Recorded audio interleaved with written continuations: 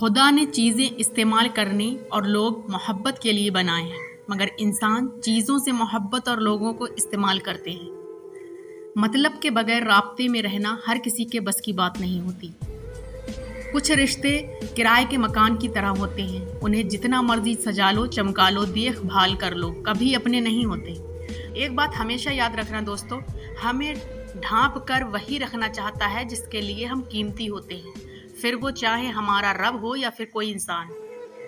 بابا جی کہتے ہیں، پتر منایا تو ناراض ہونے والوں کو جاتا ہے، بیزار ہونے والوں کو تو اللہ حافظ بولا جاتا ہے۔ چاہے کچھ بھی ہو جائے، اچھا آدمی ہمیشہ اچھا ہی رہتا ہے۔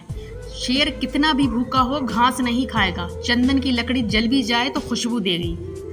سچ بھی کبھی کبھی بے بس سا نظر آتا ہے، جہاں چار جھوٹے لوگ ہوں وہاں سچے لوگ ہار ہی جاتے ہیں۔ کرموں کا پھل سیدھا سا ہے، چھل کا پھل چھل، آج نہیں تو کل۔ زندگی بہت آسان ہو جاتی ہے جب پرکھنے والے نہیں سمجھنے والے مل جاتے۔